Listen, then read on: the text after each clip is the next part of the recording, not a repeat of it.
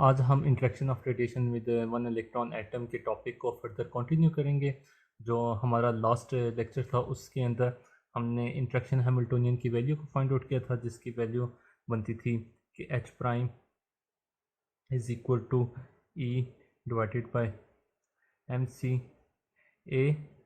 ART is the vector potential dot momentum T। अब हम इससे आगे फर्दर कंटिन्यू करेंगे और ट्रांजिशन रेट्स को कैलकुलेट, जैसे मैंने कहा था कि हम इस रिलेशन को यूज़ करके फर्दर ट्रांजिशन रेट्स को कैलकुलेट कर सकते हैं। तो अब इसके अंदर ये जो मेरे पास रिलेशन आ गया है, यहाँ पे आप without knowing the value of ART that is the vector potential आप फर्दर आगे नहीं जा सकते। ART की वैल्यू आपको फाइंड आउट करना पड़ेगी। तो ART की वैल्यू आप दो तरीक़ों से फाइंड आउट कर सकते हैं। एक मेथड है आपके पास क्लासिकली, आप क्लासिकली फाइंड आउट कर सकते हैं एक RT की वैल्यू, दूसरा आप फाइंड आउट कर सकते हैं क्वांटम मैकेनिकली।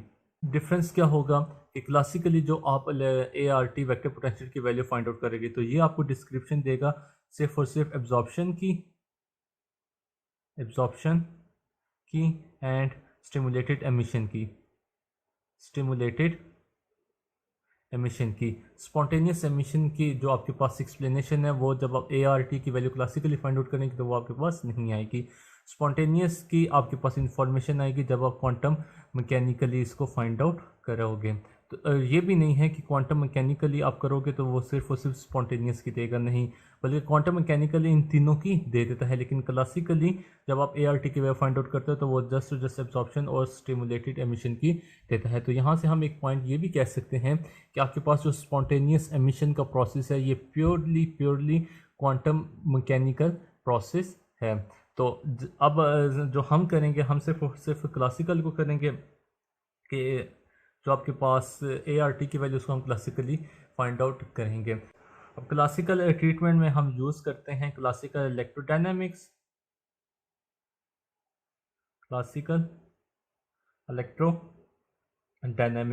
जब हम क्लासिकल इलेक्ट्रोडायनेमिक्स में होते हैं तो वहाँ पे जो इलेक्ट्रोमैग्नेटिक रेडिएशन होती है उसको हम कंसिडर करते हैं प्लेन वेव। जब उसको प्लेन वेव कंसिडर करते हैं तो आपके पास जो वेक्टर पोटेंशियल ART है उसका स्ट्रक्चर बनता है A नॉट की वैल्यू, ये आपके पास कांस्टेंट है, ये इक्वल आ जाता है A naught omega is equal to √2 pi H cut C square divided by omega V। ये आपके पास A नॉट की वैल्यू आ जाती है, A नॉट ऑफ ओमेगा की वैल्यू आ जाती है जो कि कांस्टेंट है। अब आपके पास ये जो एप्सिलॉन नॉट है ये आपके पास पोलराइजेशन वेक्टर है और K वेक्टर है ये आपके पास वेव नंबर्स हैं। तो अब हमारे पास A नॉट की वैल्यू आ गई, ART वेक्टर पोटेंशियल की वैल्यू आ गई। इस वेक्टर पोटेंशियल की वैल्यू को हम इस जो आपके पास परटर्ब्ड हैमिल्टोनियन आया था उसके अंदर पुट कर देंगे। इसको मैं अगर इक्वेशन 1 का नाम देता हूँ, इसको मैं इक्वेशन नंबर 2 का नाम दे देता हूँ। तो put equation 2 in equation 1, that is 2 इन 1। जब आप इस इक्वेशन को उठाकर इक्वेशन नंबर 1 के अंदर पुट करोगे तो आपके पास स्ट्रक्चर बन जाएगा H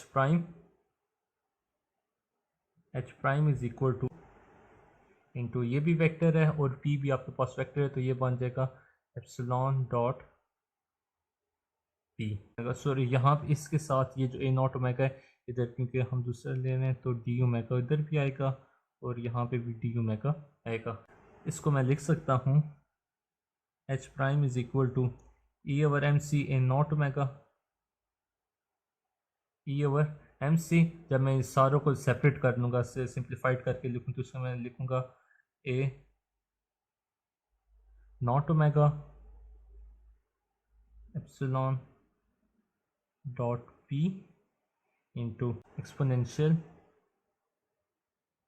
iota K dot R integral delta W exponential minus iota omega T of W। ये किया कि exponential iota K dot R को सेपरेट कर लिया, multiply by minus iota omega T को सेपरेट कर लिया, क्योंकि यही चीज़ होती है E की पावर अगर A प्लस B हो तो वो इक्वल होता है E की पावर A मल्टीप्लाई बाय ई की पावर एक्सपोनेंशियल की पावर बी। तो वही चीज़ हमने यहाँ पे यूज़ की है। तो इसको मैं इस तरह से लिख सकता हूँ। इसी तरह ये जो सेकंड टर्म है इसको भी मैं लिखूँगा, वो बन जाएगी plus E over M C A naught omega epsilon dot P exponential. अब माइनस मेरे पास है, माइनस आयोटा के dot R integrate delta omega minus minus plus exponential iota omega T D F omega. ये मेरे पास इक्वेशन बन जाती हैं। अब यहाँ पे मैं सुपोजिशन लेता हूँ exponential minus iota omega T को निकाल के ये जो जितनी टर्म्स होंगी इनको मैं एक नए कांस्टेंट के इक्वल ले लेता हूँ। तो मैं कहता हूँ सपोज v और v डैगर इसको वो आ जाता है E over M C A naught omega dot P exponential iota के साथ जब डैगर दोगे तो minus K dot R delta omega D of omega. अब आप इसमें देखो इस इक्वेशन में ये सारी इस ये वाली टर्म को निकाल कर ये वाली जो दो टर्म्स है एक्सपोनेंशियल आयोटा ओमेगा टी और exponential minus iota omega T, in terms दोनों टर्म्स को निकाल कर बाकी सारे का सारा एक कांस्टेंट्स वी और वी डैगर के इक्वल हमने ले लिया है। जब इन दोनों को मैं इस इक्वेशन के अंदर यूज़ करूँगा तो आपके पास जो परटर्ब्ड हैमिल्टोनियन है वो बन जाएगा H perturbed equal to V, इस टर्म की जगह वी और exponential minus iota omega T plus ये सारी टर्म की जगह V dagger exponential plus iota omega T. ये आपके पास आ गया हैमिल्टोनियन। ये फॉर्म आने के बाद अब हम मूव करेंगे ट्रांजिशन प्रोबेबिलिटीज़ की तरफ कि उन ट्रांजिशन प्रोबेबिलिटी पहले हम कैलकुलेट करेंगे, फिर ट्रांजिशन प्रोबेबिलिटी से हम transition rate for the absorption and for the stimulated emission हम कैलकुलेट करेंगे। ट्रांजिशन प्रोबेबिलिटी, तो the probability of transition from initial state psi to final state psi f is being given as PIF is equal to CPT whole mod square। तो आपके पास ये जो PIF है ये basically आपके पास ट्रांजिशन प्रोबेबिलिटी को शो करता है। ये जो CBT है ये आपके पास एक कोफिशिएंट है जो टाइम डिपेंडेंट परटर्बेशन थ्योरी के थ्रू हमारे पास आता है, और ये कोफिशिएंट इक्वल होता है C B T is equal to iota h cut inverse in time integral from 0 to t psi f h prime psi I d of psi f exponential iota omega f I t prime d prime. ये आपके पास होता है CBT जो आपके पास एक नया coefficients है।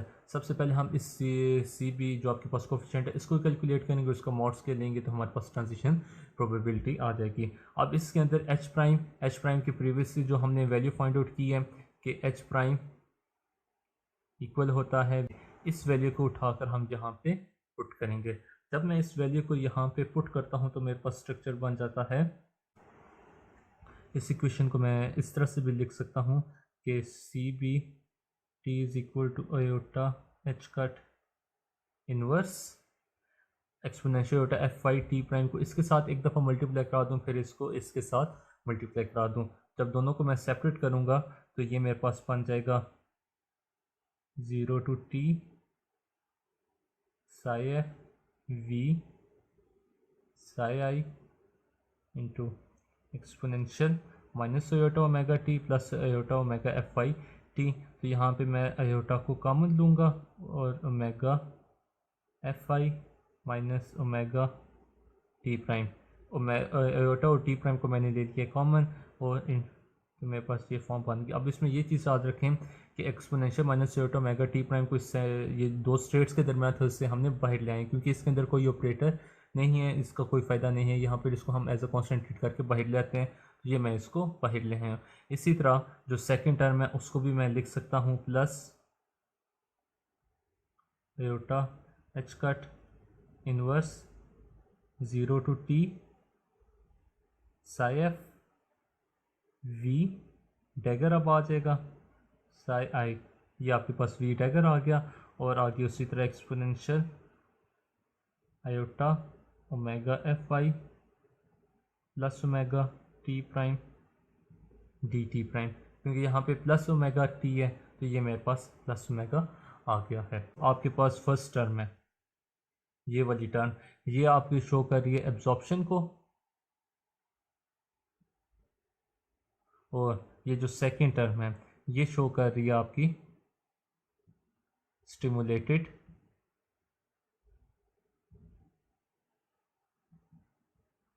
Emission को। अब कैसे वो हम देखते हैं।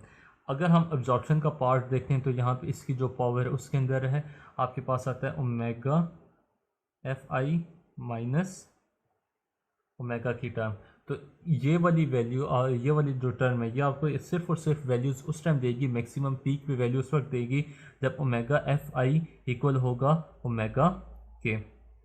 Omega F I must be equal to omega, तो ओमेगा आप एफ आई इक्वल है omega F minus omega I is equal to omega. तो ओमेगा एफ आई यहाँ से आ जाता है E F over H cut minus E I over H cut is equal to omega, then E F minus E I is equal to H cut omega. अब यहाँ पे हमने रिलेशन यूज़ किया है, सिंपल जो रिलेशन था कि e is equal to H cut omega and then omega is equal to e over H cut. ये वाला रिलेशन हमने ओमेगा एफ और ओमेगा आई के लिए यूज़ किया है।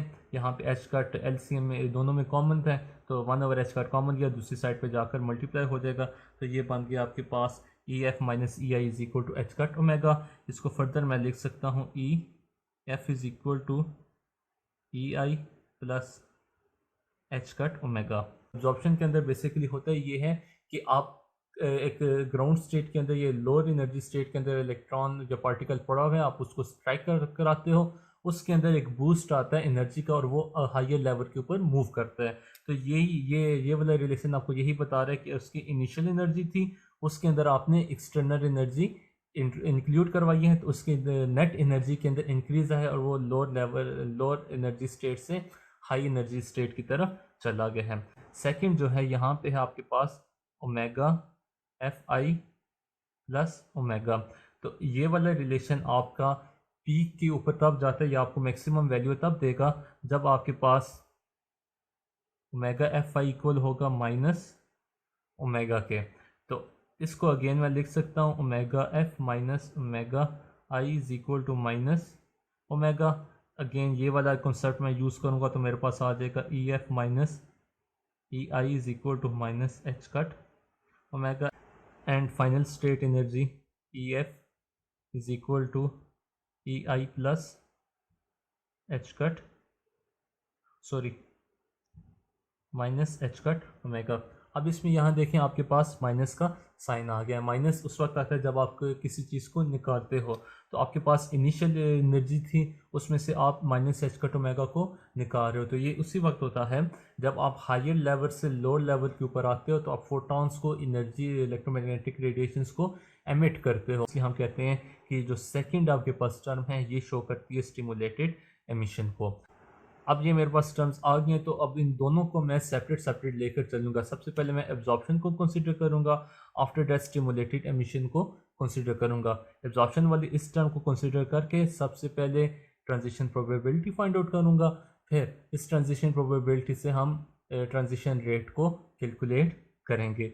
देन उसके बाद अगेन हम स्टिमुलेटेड एमिशन की तरफ आएंगे। स्टिमुलेटेड एमिशन के लिए हम सिर्फ और सिर्फ ये जो सेकेंड टर्म है इसको यूज़ करेंगे। फिर आगे वही प्रोसेस के ये वाला P I F transition probability calculate करेंगे, आफ्टर दैट ट्रांजिशन रेट्स को हम कैलकुलेट कर लेंगे।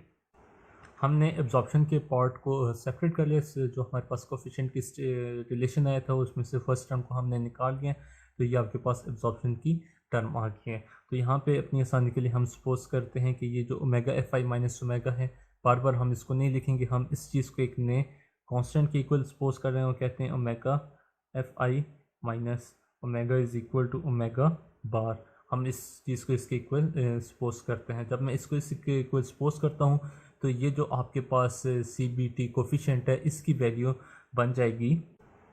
अब इस इंटीग्रल को सिंपली हमने सॉल्व करना है। इस इंटीग्रल सिर्फ इस इंटीग्रल को अगर मैं इधर सॉल्व करूँ तो इसकी बनते हैं कि is equal to exponential iota omega prime T prime as it is with respect to T prime आपके पास डेरिवेटिव है divided by iota omega prime.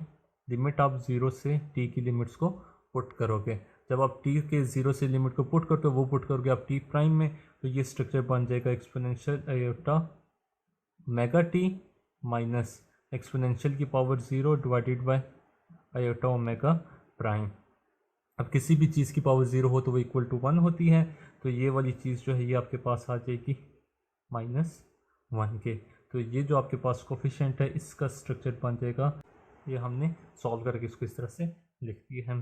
अब आप देखें कि जो हमने ट्रांजिशन प्रोबेबिलिटी निकाली थी, ट्रांजिशन प्रोबेबिलिटी है वो बेसिकली इक्वल होती है पी आई एफ और I F is equal to mod square of coefficient C B T और मॉड स्क्वायर। तो हम वही ट्रांजिशन प्रोबेबिलिटी इसके अंदर ये वैल्यू को पुट कर देंगे, तो मेरे पास आ जाएगा P I F is equal to इस सारी टर्म का होल स्क्वायर आ जाएगा mod eta H cut inverse psi F V psi I exponential eta omega T -1 divided by eta omega prime mod square.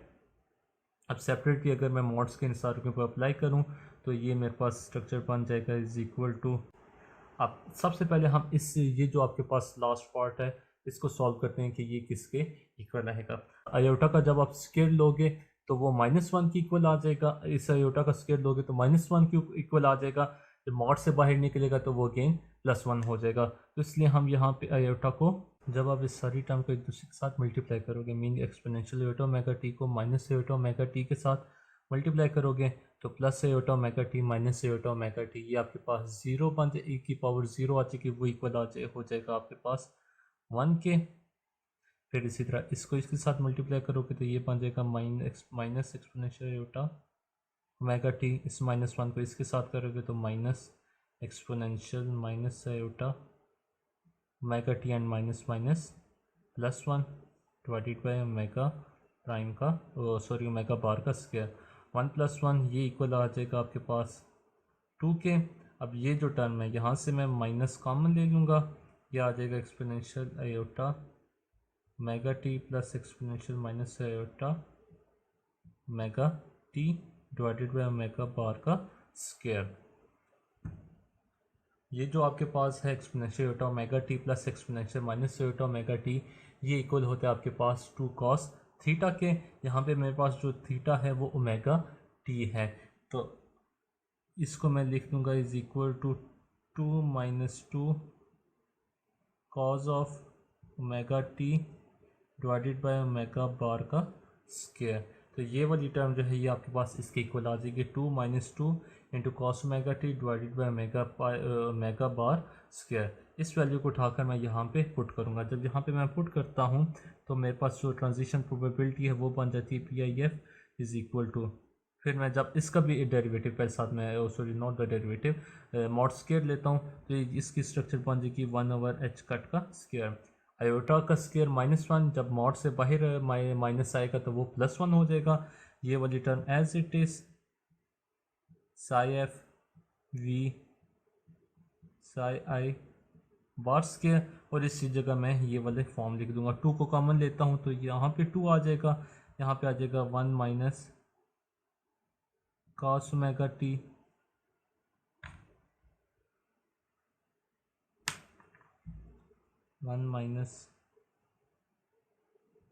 cos of omega T divided by omega bar का square. अब यहाँ पे ये वाली जो term है इसको मैं एक नए कांस्टेंट के इक्वल लेता हूँ। उस कांस्टेंट को मैं नाम दे देता हूँ एफ टी ओमेगा, क्योंकि ये टी पे भी डिपेंड कर रहा है और ओमेगा के ऊपर भी। ये मैं कहता हूँ F T omega is equal to 1 minus cos omega T divided by omega bar square. तो आपके पास जो ट्रांजिशन प्रोबेबिलिटी है वो बन जाएगी, और सॉरी ये भी ओमेगा बार है, ये सारे के सारे बार्स हैं।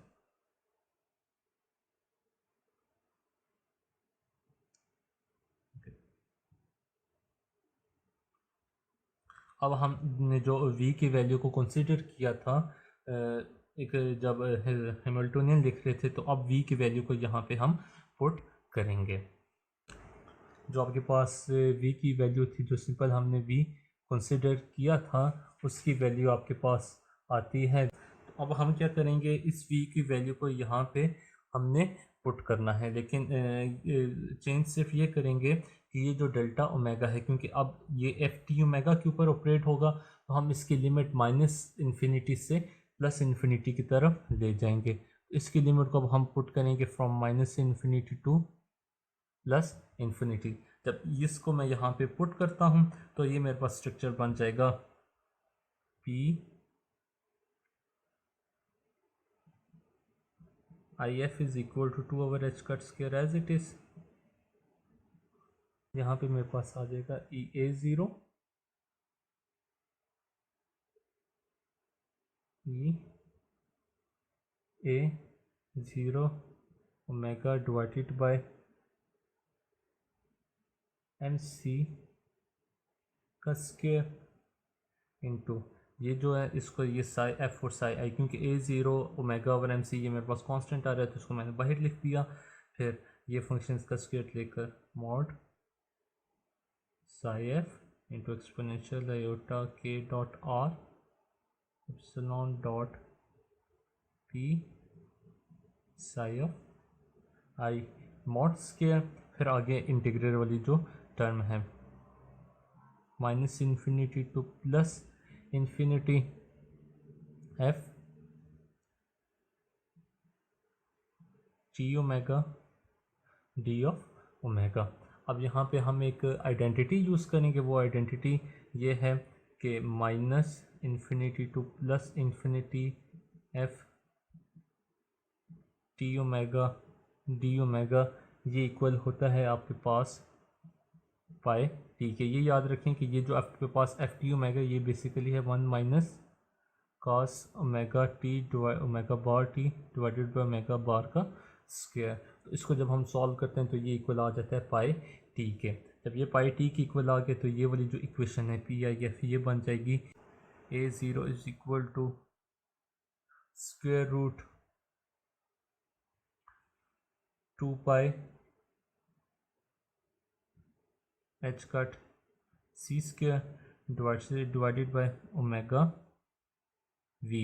इसका जब आप स्क्वायर लेते हो तो वो बन जाता है ए ज़ीरो का स्क्वायर, वो इक्वल होता है। जब आप इस ए ज़ीरो की वैल्यू यहाँ पे पुट करोगे तो ये इसका स्ट्रक्चर बन जाएगा P I F is equal to ये पाई है, पाई इसके साथ मल्टीप्लाई होकर 2 पाई बन जाएगा, और 2 पाई इस 2 पाई के साथ मल्टीप्लाई होकर आपके पास 4 पाई स्क्वायर बन जाएगा। तो इसको मैं लिख दूंगा 4 pi square E square as it is into H cut C square divided by ये वाली term as H cut square M square C square omega V, और आगे वाली टर्म एज इट इज़ मैं लिख दूंगा as a psi f exponential iota के dot are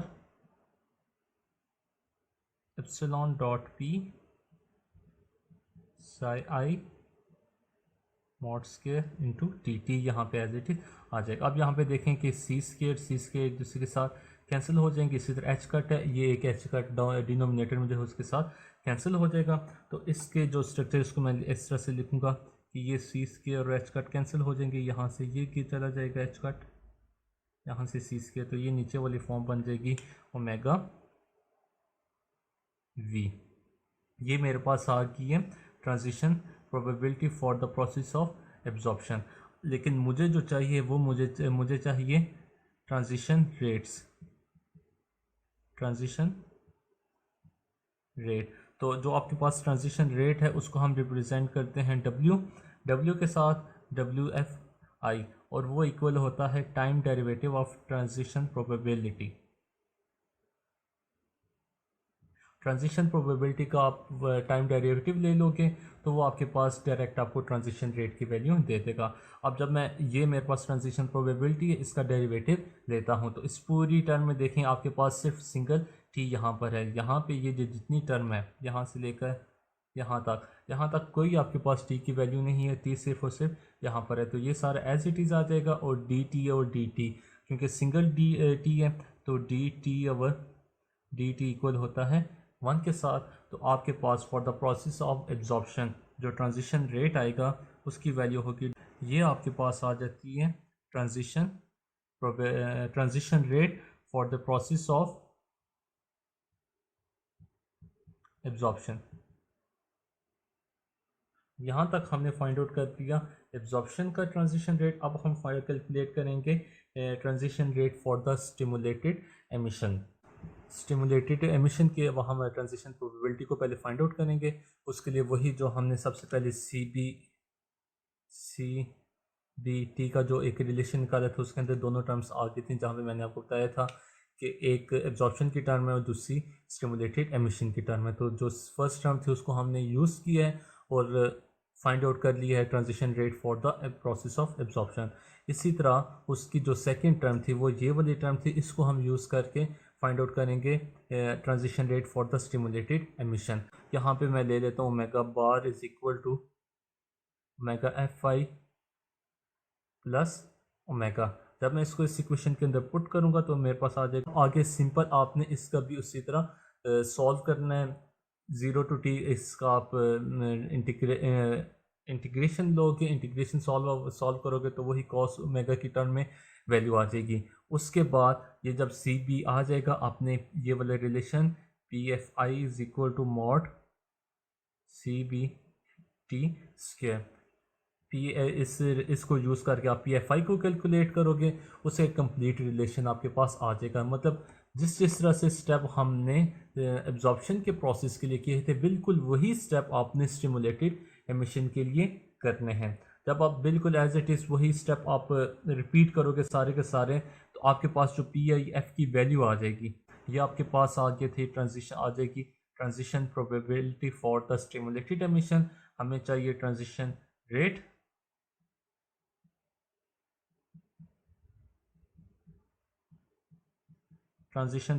तो ट्रांजिशन रेट के लिए हम फार्मूला यूज़ करेंगे to time derivative of transition probability. ये आपके पास ट्रांजिशन रेट आ गया है for the case of stimulated emission. अब आप लोगों ने ये करना है कि जो बीच में मिसिंग स्टेप्स हैं इसके अंदर जो स्टिमुलेटेड एमिशन के जो मैंने आपको कहा कि एज इट इज़ एब्जॉर्प्शन के केस में था वो आप लोगों की असाइनमेंट है। आप लोगों ने वो सॉल्व करने हैं जैसे जो स्टेप एब्जॉर्प्शन के प्रोसेस में था बिल्कुल वही स्टेप स्टिमुलेटेड एमिशन के प्रोसेस में होगा। स्टार्ट आपने सी बी टी इस कोफिशिएंट से स्टार्ट करना है, दरम्यान में जो भी मिसिंग स्टेप्स हैं उनको करते करते करते आपने ओमेगा आई एफ तक वैल्यूज़ को फाइंड आउट करना है। ओमेगा आई एफ जो ट्रांजिशन रेट की वैल्यू है इसको फाइंड आउट करना है। आज के टॉपिक में हमने ट्रांजिशन रेट्स को कैलकुलेट किया है for the process of absorption and stimulated emission. जो हम नेक्स्ट जो हमारी डिस्कशन होगी उसमें हम डिपोल अप्रॉक्सीमेशन को यूज़ करेंगे। डिपोल अप्रॉक्सीमेशन को यूज़ करके ये जो हमने ट्रांजिशन रेट लिखे हैं इनकी वैल्यूज़ को मॉडिफाइड करें।